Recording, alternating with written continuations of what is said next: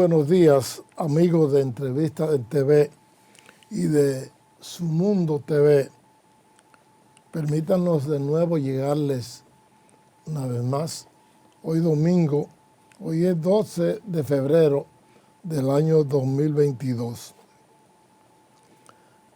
Han acontecido en el país últimamente numerosos acontecimientos, valga la redundancia, que vamos a tratar en este día. Tenemos como nuestro invitado de hoy a un distinguido profesor universitario, el doctor Antonio Medina. Él es sociólogo y abogado.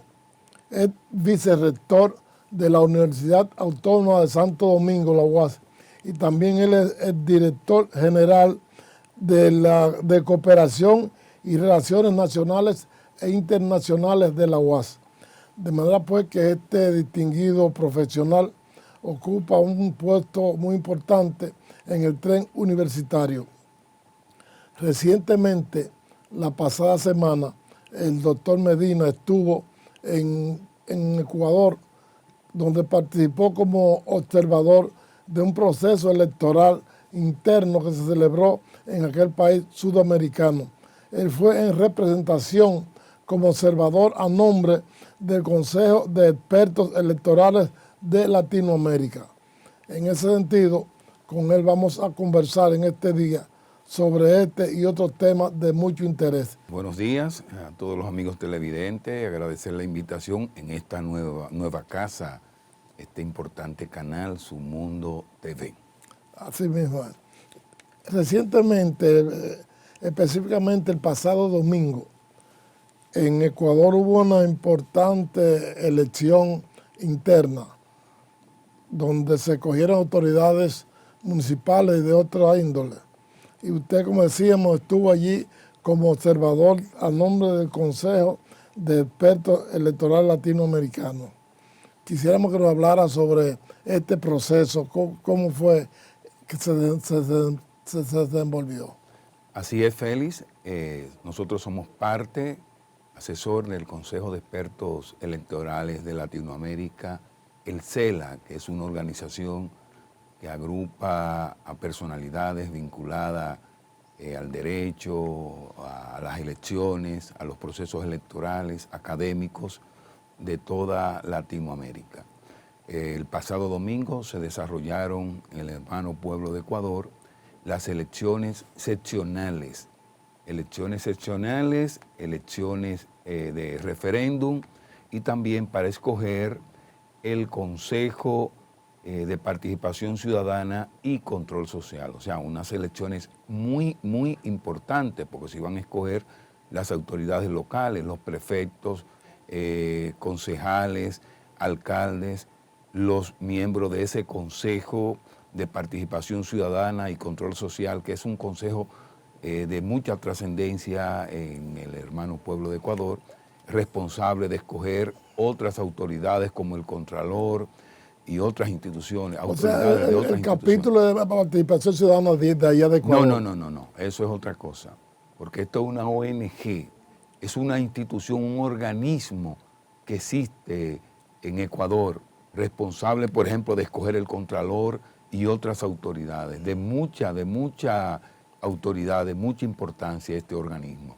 Además, un referéndum que se estaban planteando una serie de modificaciones a la Constitución de Ecuador. Una gran experiencia, nosotros participamos, hicimos la observación en diferentes pueblos, vivimos un proceso bastante ordenado, democrático, participativo, de manera que el civismo demostrado por el pueblo de El Salvador, la buena organización de parte del Consejo Nacional Electoral de Ecuador, o sea, fue un proceso sumamente, digamos, bueno, ¿no?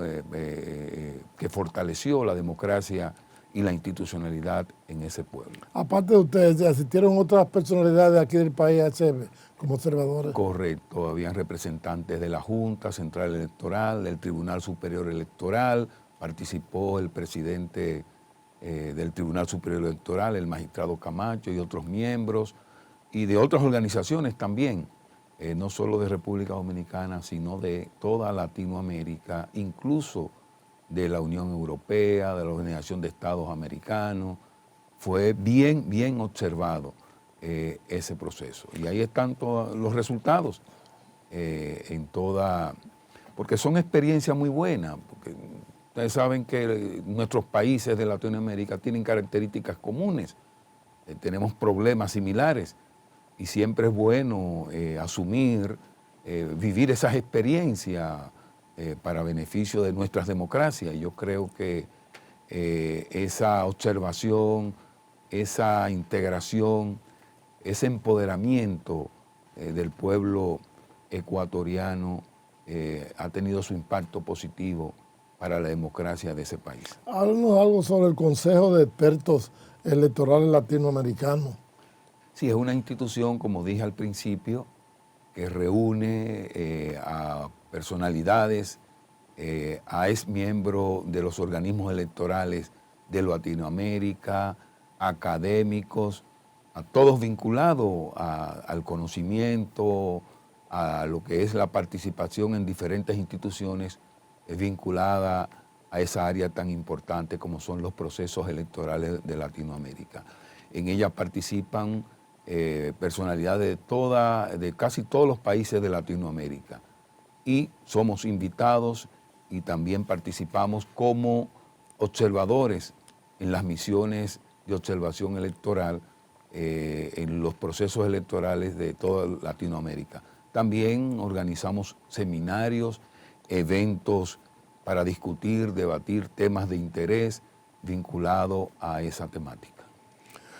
Con respecto a las relaciones nacionales e internacionales de la UAS, de cuyo organismo usted es el director general, ¿qué podría decirnos? ¿Cómo se desenvuelve esto? Bueno, vivimos la era de la globalización y una academia del siglo XXI no puede estar al margen de ese proceso.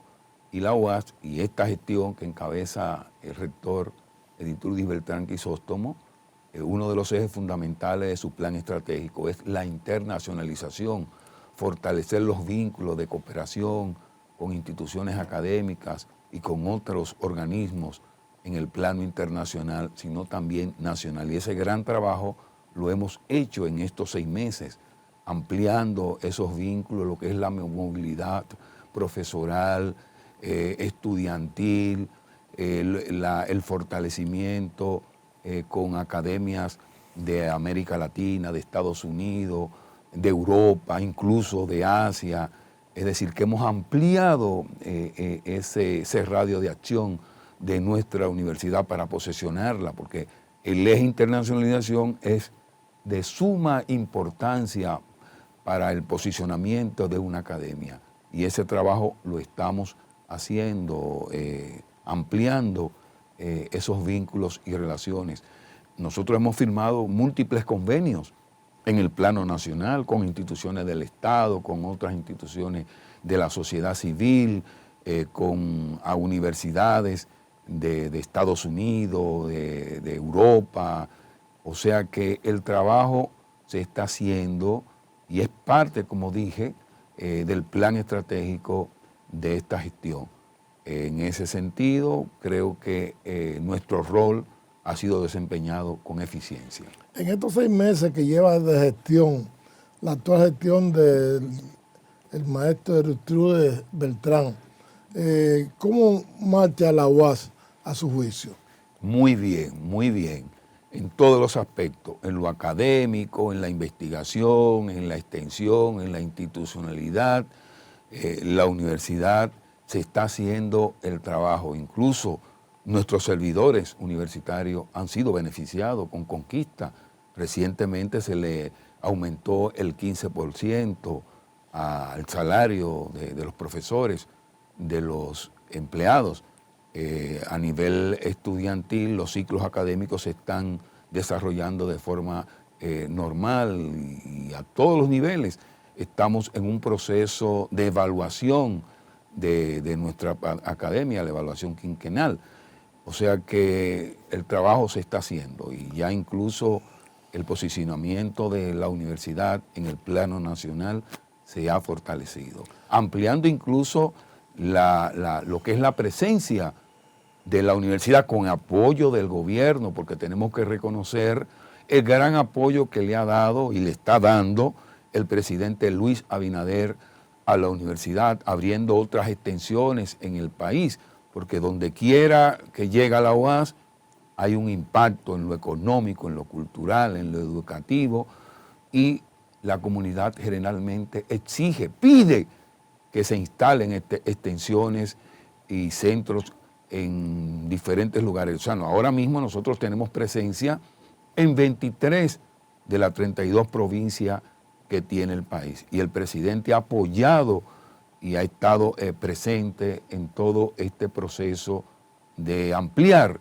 la Universidad Autónoma de Santo Domingo en toda la geografía nacional. ¿Podría decirse, doctor Medina, que existe plena armonía entre los distintos sectores que componen la UAS, profesores, autoridades, estudiantes, etcétera? Exactamente, no hay conflicto, ni con el gremio profesoral, ni el gremio estudiantil, ni el gremio de empleados, ASODEMUS. Las relaciones con el gobierno son excelentes, como ya lo afirmé hace un momentito, con el presidente, con todas las instituciones del Estado, con los ministerios estamos colaborando a través de convenios, de acciones, de iniciativas, o sea que se está haciendo un gran trabajo. ¿Por dónde anda más o menos la matrícula de la UAS? Alrededor de 200.000 estudiantes. Ustedes saben que eso varía dependiendo del semestre, la cifra, pero podemos tener más o menos ese promedio, alrededor de 200.000 estudiantes en toda la geografía nacional, porque la UAS es una institución de carácter nacional. Tenemos, como ya lo dije, presencia en 23 de las 32 provincias, aunque se concentran principalmente aquí en la sede y se están incluso abriendo otros centros regionales en Azua, en Dajabón, en Santo Domingo Este. Ya ustedes saben que hay un proceso, aunque la UAS ya existía en Santo Domingo Este, pero se va a ampliar mediante la construcción de una ciudad universitaria a través del apoyo local propio de la UAS. Exacto, que le está dando el gobierno de Luis Abinader. De manera que la UAS está muy bien y el trabajo se está realizando. En cuanto al presupuesto que recibe la UAS del Estado Dominicano, ¿es suficiente para desarrollar las labores? Ustedes saben que ese ha sido un problema histórico en la UAS, o sea, el déficit presupuestario, porque la UAS es una institución muy grande y requiere de grandes inversiones, porque para una universidad investigar, para una universidad cumplir con el rol social tan importante que tiene en una sociedad, debe de tener también el apoyo económico, el presupuesto. A nosotros nos corresponde el 5% del presupuesto nacional, de acuerdo a la ley, incluso la ley que crea todo el sistema de educación superior establece un 5%. Ninguno de los gobiernos han cumplido, pero podemos decir que este gobierno ha sido solidario y en cuanto al apoyo económico, dándole subsidios especiales a la universidad, invirtiendo en infraestructura y en otros apoyos, incluso en la pandemia, eso se manifestó, porque el presidente inmediatamente asumió la dirección del Estado, acudió en ayuda de nuestra universidad. De manera que no tenemos el presupuesto que necesitamos y ojalá eso con el tiempo se pueda resolver, pero tenemos que reconocer que el gobierno le ha dado un gran apoyo a la Universidad Autónoma de Santo Domingo. Evidentemente que la investigación es uno de los principales factores de una universidad. En el caso de la UAS, en este campo de la investigación, ¿qué se está haciendo? ¿Cuáles proyectos importantes están ustedes en desarrollo? La UAS es una de las instituciones académicas del país que más investiga. Nosotros tenemos investigaciones con recursos propios y investigaciones que a través del proceso del MESI, del Ministerio de Educación Superior, que convoca a través de los fondos SI, ¿no?, que son fondos para las investigaciones del Ministerio de Educación Superior, Ciencia y Tecnología. Y nosotros tenemos investigadores en todas las áreas y es emblemática la universidad en materia, por ejemplo, de investigación marina a través del CIVIMA, el Centro de Investigación Marina de la universidad, la Facultad de Ciencias de Ingeniería, de Agronomía y Veterinaria, la Facultad de Ciencias Económicas y Sociales, la Facultad de Ingeniería, la Facultad de Ciencias Jurídicas. Es decir, nosotros tenemos investigación en todas las áreas del conocimiento, investigadores reconocidos que han hecho grandes aportes. Tenemos que reconocer que para, y eso lo dije, investigar hay que tener recursos. Claro que sí. Pero aún con esas dificultades económicas, el aporte de la UAS en materia de investigación está ahí, los resultados en el país. A propósito que usted mencionaba la agronomía, se ha dicho reiteradamente que el estudio, la confluencia de alumnos a la Facultad de Agronomía ha ido disminuyendo cada día más. Parece que no se incentiva lo suficientemente a los profesionales de la agronomía y esto, por supuesto, lo desincentiva para seguir esta carrera. ¿Cómo marcha esta carrera allá en la UAS? Marcha bien, marcha bien. Como usted ha dicho, aquí lamentablemente un área de la importancia estratégica que tienen los profesionales de esa área, de la agronomía, veterinaria, etcétera, y son muy mal pagados. Es así en todas las instituciones que tienen que ver con el sector agrícola, con el sector agropecuario. Pero no obstante eso, en la universidad últimamente se ha incrementado la matrícula.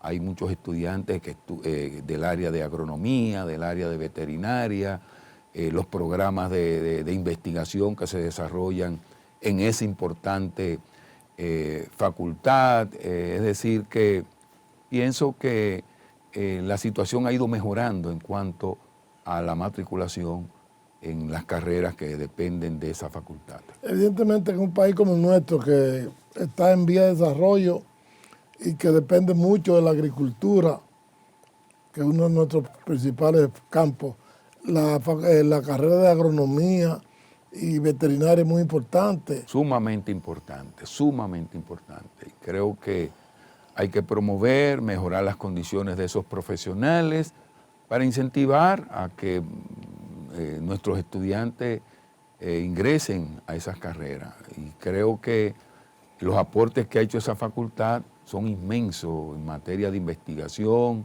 y de formación de la mayoría de los cuadros de esa área que existen en el país. Doctor Medina, hay en proceso un proyecto que en virtud del cual se crearía un Ministerio de Justicia. Recordamos que existió hace unos años, en la década del 60 por ahí, una secretaría, cuando eran Secretaría de Estado de Justicia. Incluso cuando se creó la República, en la primera Constitución, existía esa secretaría. Y ahora se está motorizando, hay un proyecto o un anteproyecto que crea un Ministerio de Justicia. ¿Usted cómo ve esto? Yo estoy totalmente de acuerdo. Es un anteproyecto que se está planteando de parte del Poder Ejecutivo. La Consultoría Jurídica del Poder Ejecutivo ha hecho encuentros con diferentes instituciones, sectores.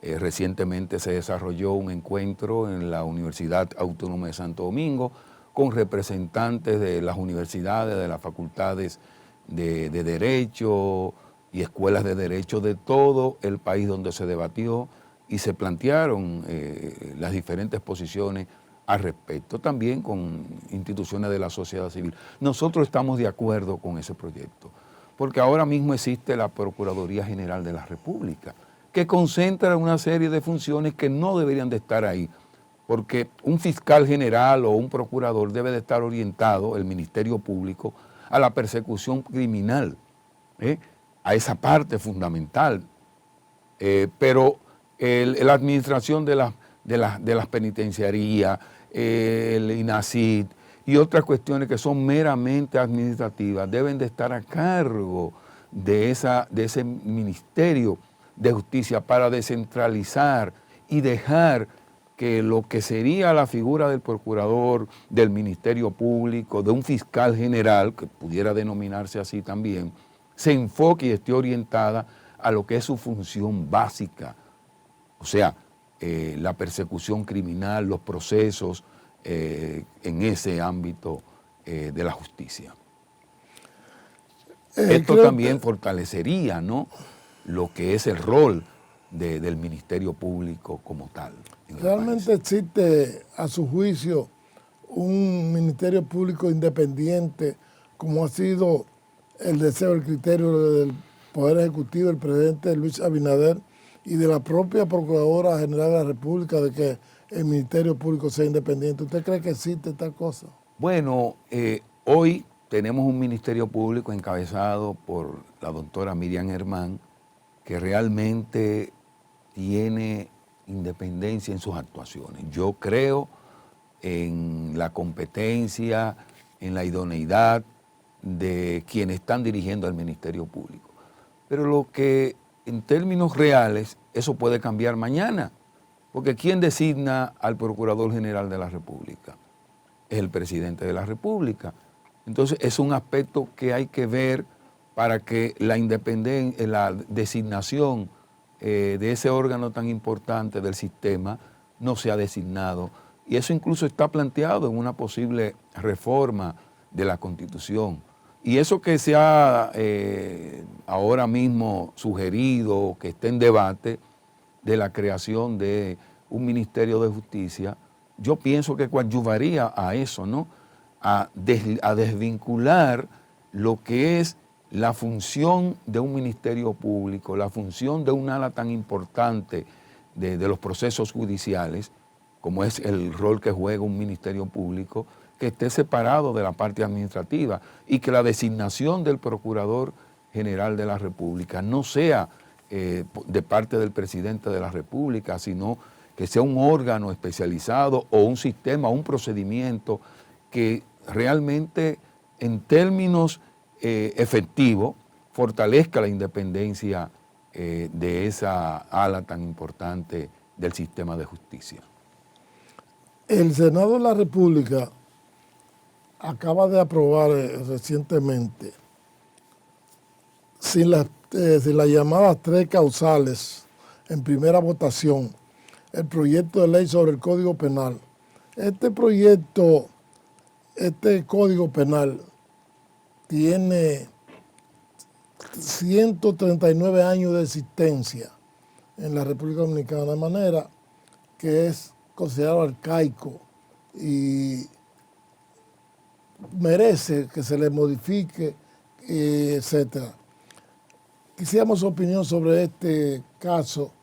¿Usted es pro vida o está con las causales? ¿Cuál es su opinión sobre este tema? En primer lugar, es muy lamentable que un instrumento tan importante como es un Código Penal no haya sido posible su aprobación y actualización, porque como usted dijo, eso tiene ¿cuántos años vigente? 139. Óyame, eso es inconcebible, ¿no? La sociedad dominicana ha cambiado, nuevas formas de criminalidad y diferentes aspectos que es necesario que tenga vigencia una nueva legislación al respecto. Con relación al tema de las 3 causales, yo creo que esa diferencia entre provida y lo que no, nosotros somos provida. Yo estoy de acuerdo con las 3 causales, porque no estamos hablando de aborto, estamos hablando de interrupción del embarazo en situaciones específicas. Es decir, cuando está en peligro la vida, cuando es producto de una malformación o de un embarazo, de una violación o incesto. Y la mayoría de los países de América Latina tienen esas 3 causales aprobadas en sus legislaciones. O sea, yo no estoy de acuerdo con el aborto indiscriminado, producto de la irresponsabilidad de una persona, porque también en el caso específico de la mujer tiene derecho a su integridad, a su dignidad, que son derechos fundamentales. Es decir, que lo que somos partidarios de esas tres causales no estamos en contra de la vida, por el contrario, estamos a favor. O sea, cuando esté en peligro, porque la mujer tiene derecho a la vida también, tiene derecho a la integridad, y estamos de acuerdo con que con la vida, ¿no?, desde su concepción. Pero el problema no está ahí. El asunto es que son situaciones específicas, especiales.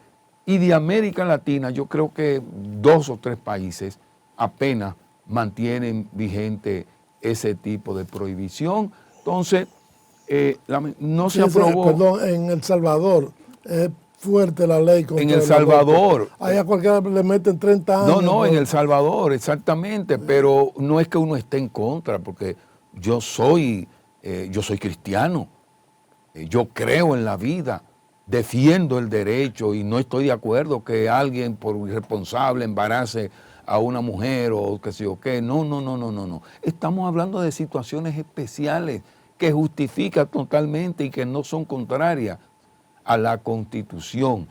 Y si eso es sacado del código para mandarlo a una ley especial, es para aprobarlo nunca, porque ustedes saben que eso ha estado debatido, incluso actualmente el mismo presidente está de acuerdo, se comprometió con eso en el proceso de campaña y muchos de los legisladores, pero hay muchos intereses que intervienen y contaminan este tipo de discusión tan importante. Ojalá y sea reconsiderado esto y sean incluidas las 3 causales para esos casos, porque no es aborto, es interrupción en caso de que esté en peligro la vida de la mujer. En caso de que sea producto de una malformación, que de antemano se sepa que no sería viable ese ser, que no sería viable. O imagínense un embarazo de una violación, de un insecto, que son situaciones traumáticas que van a perseguir a esa mujer o a esa familia por toda la vida. Es decir, que ojalá y se reconsidere, porque la aprobación de ese instrumento que es el Código Penal es fundamental para una efectiva política criminal de lucha contra el delito, contra el crimen, etcétera, en nuestro país, y sobre todo algo que está totalmente desactualizado. Doctor, esa es nuestra posición. Doctor Medina, ¿cómo usted ve los reclamos que viene formulando el Colegio Médico Dominicano que contra las ARS y las AFP, la cual el colegio requiere que sean eliminadas? ¿Usted está de acuerdo con esta lucha o no del Colegio Médico? No hay algo más injusto y realmente que no ha llenado su cometido que esa ley de seguridad social. Es una ley que lo que ha venido es a enriquecer a sectores en materia de salud, de fondos, en todo lo que tiene que ver con la seguridad social. Las demandas de los médicos son justas, pero no solo orientadas al tema de los beneficios que reciben los médicos por las consultas, etcétera, sino el tema de la población que realmente no está protegida con esa ley. Imagínense que le ponen para gasto de medicina en salud los seguros médicos, creo que 8,000 pesos al año. 8,000 pesos al año. ¿Qué significa eso? Se dan en 2 medicinas. Eso es un abuso. Que a los médicos hay que pagarle una diferencia muchas veces que es imposible que un pobre pueda hacerlo. Los fondos de pensiones, cuando una persona sale ya pensionada, se va con 2 o 3 centavos y muchísimas dificultades para conseguir esos recursos, mientras ¿cuánto tiene acumulado de recursos todo lo que es el sistema? Una inmensidad de dinero que está ahí. Miles de millones de pesos. Favoreciéndose, enriqueciéndose las instituciones financieras que son las que tienen a su cargo fundamentalmente de esto. Entonces yo pienso que esa ley debe de ser modificada. Incluso eso está, hay una mesa dentro del el diálogo convocado por el presidente sobre la seguridad social y se está planteando eso y hay diferentes sectores que están de acuerdo en ese sentido. Es decir, que la demanda no solo es por lo que tiene que ver con los médicos, que también es justo, que no se le pague 300 pesos un médico, etcétera, sino fundamentalmente la población, que son los beneficiarios fundamentales y a quienes debe de estar dirigido todo lo que es el sistema de la seguridad social, para que realmente estén protegidos y que una persona no tenga, digamos, por ejemplo, usted va con el carnet a una farmacia y muchos medicamentos no se lo cubren. Y como usted dijo, 8,000 pesos se van en 2 o 3 medicinas. Las enfermedades catastróficas, salvo excepciones, no lo cubren tampoco. Es decir, que realmente hay que modificar esa ley, porque eso realmente como está y como existe ahora, no ha tenido ningún impacto positivo.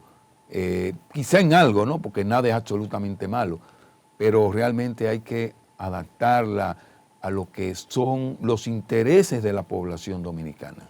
Doctor, ¿y cómo usted ve la lucha contra el crimen, los delitos, los sucesos que arropan a diario la sociedad dominicana, estos crímenes pasionales, estos feminicidios que a diario se producen y en muchos casos los victimarios también se suicidan, etcétera? ¿Cómo usted ve esto? Bueno, hay que separar las diferentes situaciones en el contexto en que se producen, ¿no?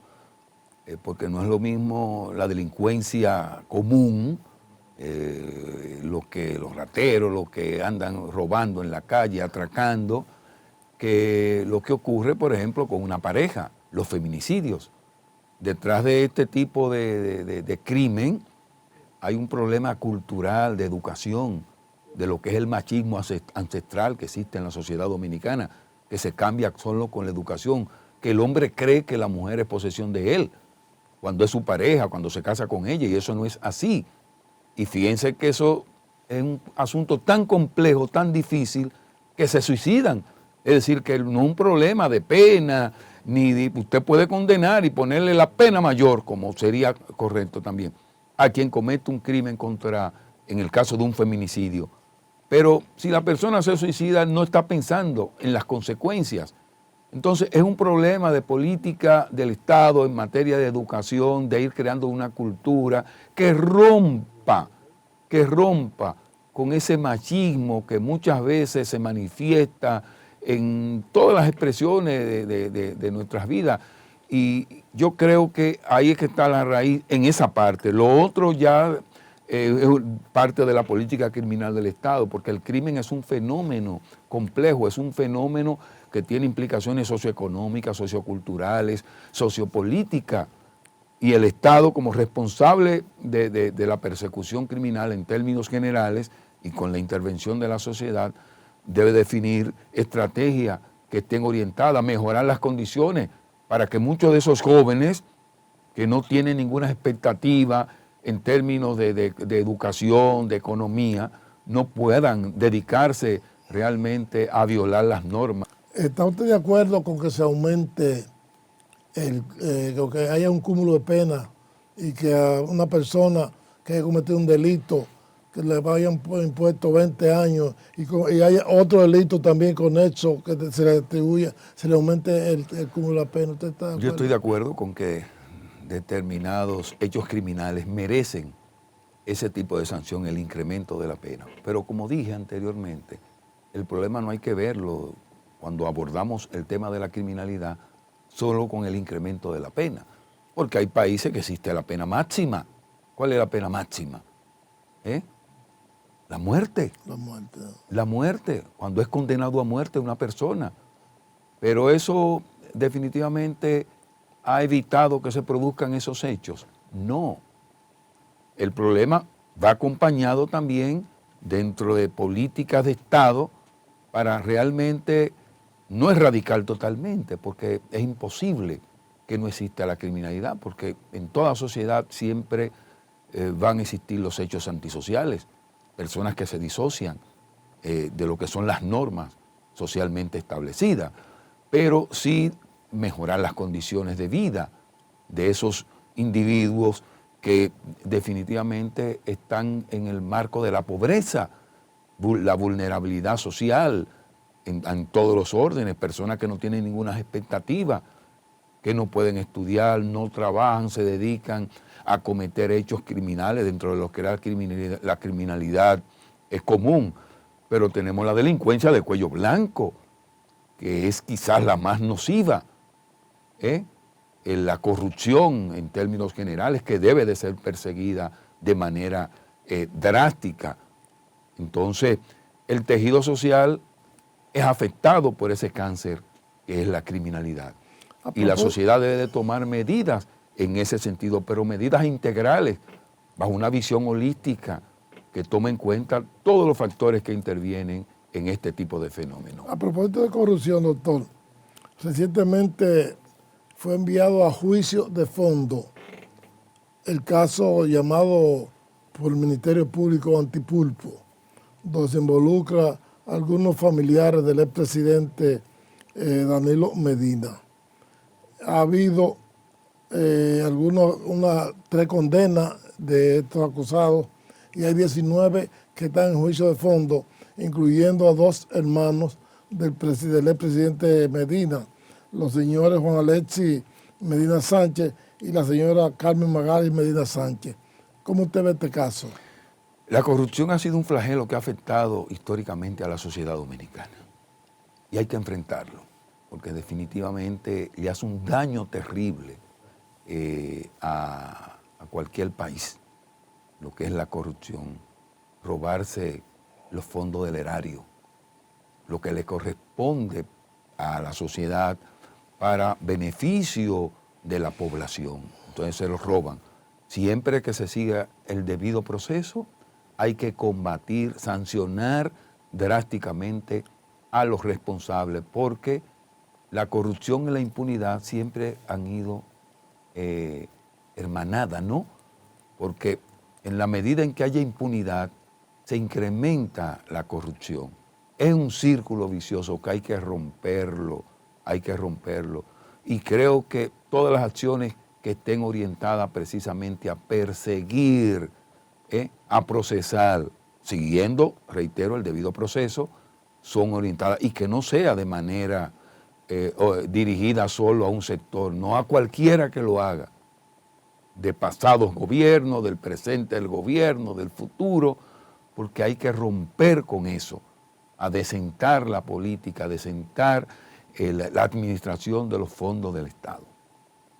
Doctor, hay un proyecto en el Congreso de régimen electoral y sobre el mismo el Partido de la Liberación Dominicana, el PLD, considera que debe penalizarse lo que llaman el transfugismo político, y además ellos sugieren que sea institucionalizado el voto automatizado en la República Dominicana. Y recordemos que en las pasadas elecciones del 2020 hubo un problema con el voto automatizado, por lo que hubo que recurrir de nuevo al voto manual.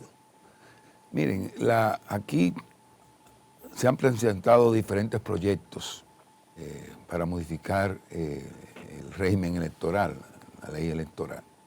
Yo estoy de acuerdo con que hay que modificar muchos aspectos. Lo del transfugismo ha sido un mal que ha afectado el sistema político de la República Dominicana. Y de algún modo hay que evitarlo, porque eso promueve la corrupción, eso promueve no solo la deslealtad en función de lo que ocurre en los partidos, sino que afecta el sistema como tal. Lo del voto automatizado se ha intentado en otras ocasiones. Hay muchos países donde funciona con efectividad este sistema, porque es algo más moderno y además más transparente y más, los resultados se obtienen rápidamente, ¿no? Y se evita esa incertidumbre. Debemos de estar orientados a eso. Quizás en el próximo proceso electoral no sea posible, Pero hay muchos aspectos de la ley electoral, del régimen electoral, que hay que modificarlo, porque la misma Junta presentó un proyecto, se estuvo en discusión en el Consejo Económico y Social en una de las mesas temáticas, pero hay muchos aspectos que realmente deben de ser revisados. Incluso en la ley de partidos políticos, ustedes recuerdan que fueron declarados muchos artículos inconstitucionales porque eso se aprobó viciado totalmente. De manera que estamos de acuerdo con que se revisen y se aprueben diferentes aspectos para que sea de mayor beneficio para la institucionalidad de la democracia en República Dominicana. Y sobre ese transfugismo político, ¿qué usted puede decirnos? Ese cambio de gente que se va de un partido a otro. No, el oportunismo, eso que le compran, que se van, de que salen electos. Yo pienso que hay que combatir ese tipo de comportamiento que no adecenta. Por el contrario, lo que presenta son procesos viciados y los comportamientos de quienes son responsables de ese tipo de actuaciones. O sea que hay que ver la manera como, sin coartar la libertad que pueda tener finalmente un elector que es escogido. Habría que ver si usted es escogido como diputado, como alcalde, por un partido, entonces usted inmediatamente termina el proceso, se va para otro, porque muchas veces el elector vota por el candidato, pero también vota por el partido. Sí. Porque si usted no tiene un partido, aquí tiene prevalencia el sistema de partido. Hay muchos países donde se permiten los candidatos independientes.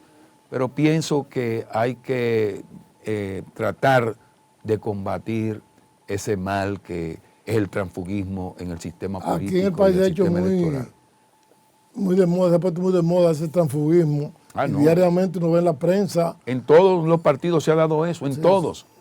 En todos, porque algunos que lo critican lo practicaron en el pasado también.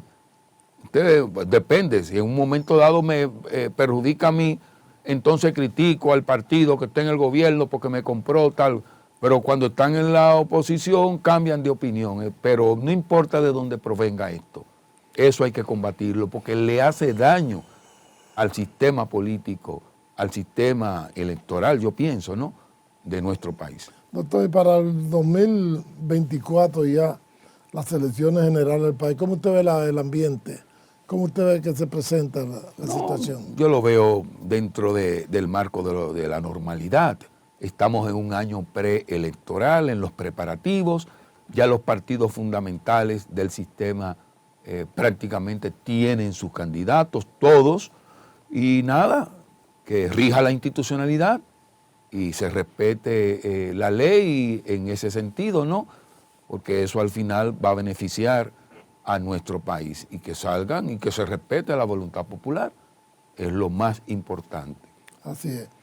Doctor, agradecemos que usted nos haya acompañado en este domingo y como la universidad está envuelta en una serie de proyectos, de asuntos, será una verdadera satisfacción para nosotros volver a contar con su presencia por acá. Así es, hay muchos aspectos que tenemos que hablar sobre los planes, los proyectos que estamos desarrollando en esta gestión que encabeza Editrudis Beltrán Crisóstomo. Esperamos. Porque lo que ocurre en la UAS beneficia al país. Exacto. La UAS es una institución clave para el desarrollo de la sociedad dominicana por los inconmensurables aportes que le ha hecho.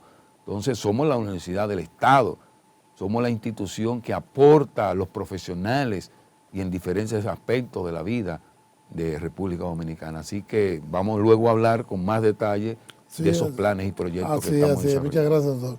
Ha sido la participación del doctor Antonio Medina Calcaño.